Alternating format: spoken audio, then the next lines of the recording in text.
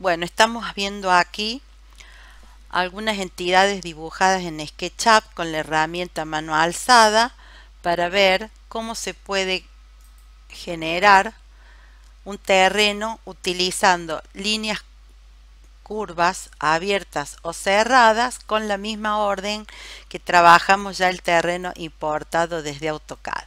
Como pueden ver, yo ya he movido estas splines que yo he dibujado con mano alzada y he podido con la orden mover desplazarlas de su posición.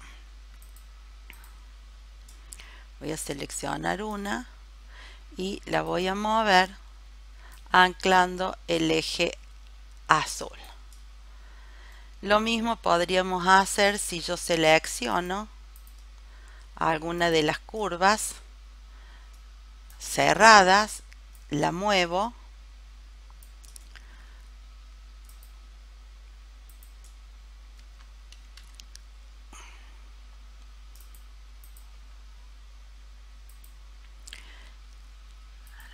le cambio su distancia con respecto al plano X, Y para Z0 y de esta forma puedo trabajar un terreno seleccionando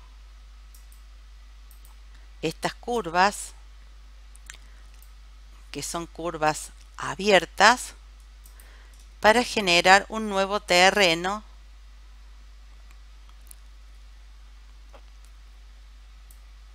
con entidades dibujadas directamente desde SketchUp. Lo que yo quiero es que en el caso de las curvas que son cerradas, al momento de dibujarlas con spline, tengan la precaución de que esas curvas siempre van a definir una superficie.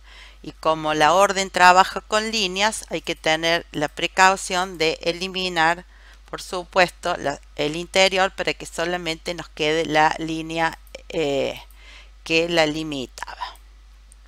Bien, si nosotros necesitamos ya automáticamente pasar al terreno 3D, esa entidad, podemos ver que si ocultamos la capa correspondiente, las entidades originales dibujadas en el layer 0 permanecen. Entonces las podríamos tranquilamente eliminar.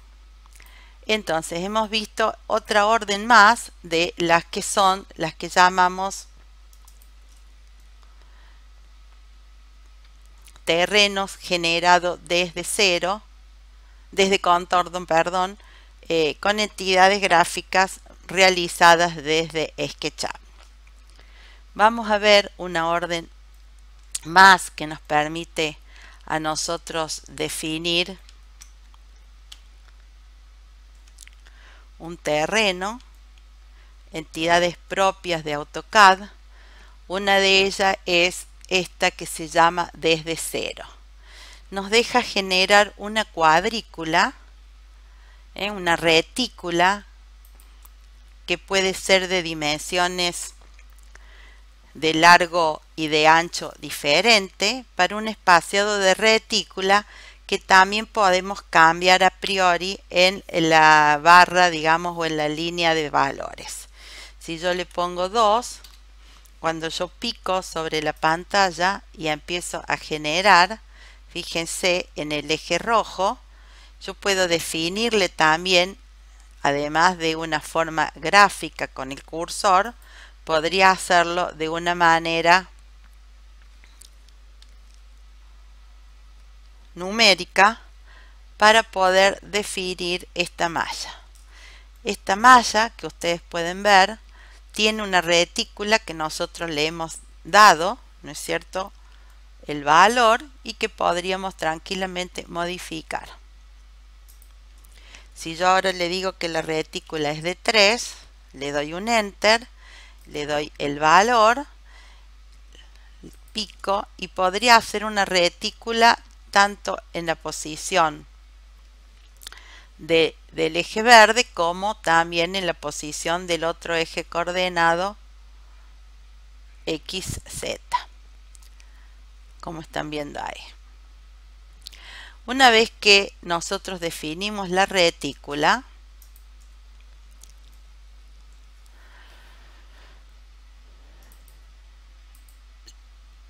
si la seleccionamos, podemos ver, ingresando en ella, que está constituida por aristas y por caras y por vértices.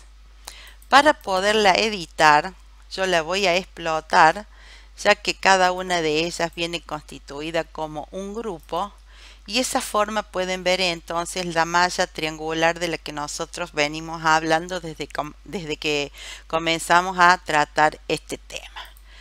Puedo hacer la edición de estas mallas armadas desde cero, desde estos terrenos generados con esta orden, sí. Vamos a utilizar entonces a continuación esta otra orden que se llama esculpir.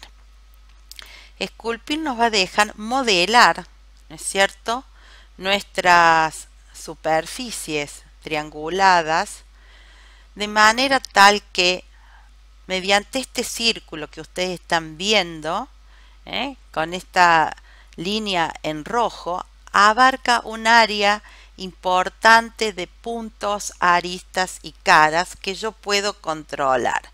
Si ustedes se fijan, el radio de ese círculo es 10, y si yo le cambio el valor, automáticamente el tamaño, por supuesto, de la figura se ve reducida, como así también su área de influencia. Si yo pico sobre uno de los vértices, fíjense que la influencia que tiene esta forma de esculpir la malla me permite que yo haga elevaciones, protuberancias o depresiones sobre las mismas. Puedo modificar en cualquier momento el tamaño del radio de influencia de manera tal de poder deformar esta malla a distintas necesidades. Lo importante es que puedo trabajar sobre las aristas y modificar, por supuesto, para ir definiendo el terreno que yo más necesito. Si el área de influencia del círculo es cada vez más pequeña, fíjense que es menor la cantidad de aristas y de vértices y por supuesto de caras que yo puedo modificar. Estaríamos casi en presencia de este otro recurso que se llama añadir detalles, que me permite, ¿no es cierto?, hacer una edición más precisa de vértices, aristas o caras. Si yo toco un punto, lo puedo modificar.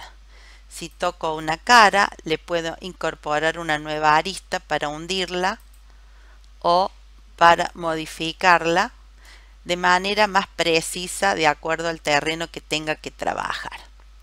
Y por último, voltear a aristas me permite a mí modificar, fíjense, las normales a las caras de manera tal de ir ampliando las superficies que definen esta malla triangular, ya que a medida que es mayor el número de caras que nosotros tenemos en los terrenos, se torna mucho más pesado el procesamiento interno y el cálculo que tiene que hacer el programa. Si yo selecciono alguna de estas mallas,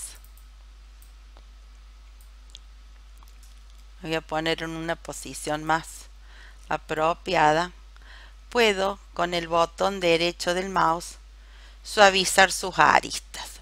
Fíjense que aquí en la barra predeterminada, en esta bandeja, hay precisamente la posibilidad de trabajar con estos grados de suavizado o no de las mallas. Fíjense que tenemos dos tipos de parámetros de control, quiero que observen cuando yo trabaje y le cambie el ángulo de inclinación entre las normales a las caras, cómo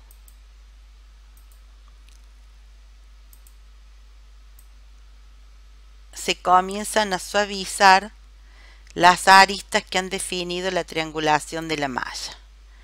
En el caso de, ahí empiezan a aparecer. Si yo quito este parámetro y suavizo solamente las coplanarias, observen cómo el facetamiento de la superficie aparece a ser más o menos nítida. Obviamente que con los dos parámetros trabajados en conjunto, uno que controla el alisamiento de las normales, o sea, las perpendiculares a las caras, y el suavizado de las aristas que están pertenecientes al mismo plano, entonces vemos que el trabajo sobre la malla resulta mucho mejor y le da, digamos, un detalle de finalización o de ajuste mucho más aceptable a lo que sería un terreno, digamos, o la simulación de una topografía.